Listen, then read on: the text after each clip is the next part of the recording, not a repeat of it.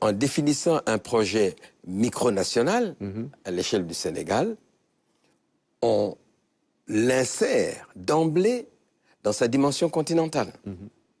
Vous ne pouvez pas, je ne dis même pas reconstruire, mais libérer le Sénégal sans libérer l'Afrique de l'Ouest. Et vous ne pouvez pas reconstruire l'Afrique de l'Ouest sans reconstruire l'Afrique du Nord, l'Afrique du Centre, l'Afrique australe. Notre projet est un projet continental. L'Afrique est condamnée à s'unir ou à périr. Ce sont les libérateurs des indépendances qui l'ont dit. Mais l'expérience historique a montré qu'ils ont échoué dans le projet d'unification politique du continent, d'où l'état d'anomie dans lequel se trouve notre continent un demi-siècle plus tard, 60 ans plus tard, d'où aussi l'urgente nécessité de tirer les leçons des expériences négatives pour voir qu'est-ce qui n'a pas marché et comment y remédier.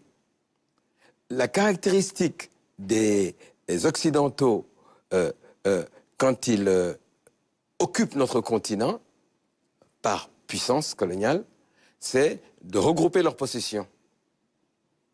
La France, par exemple, pour parler de nous, elle a fait l'AOF et l'AEF. Et Madagascar à part, même si elle a conquis Madagascar avec les tirailleurs sénégalais.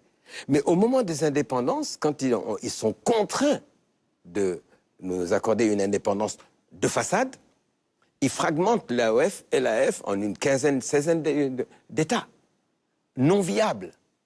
Et après, on traite avec des micro-États, de préférence en installant des potentats france-africains à la tête de ces ex-colonies.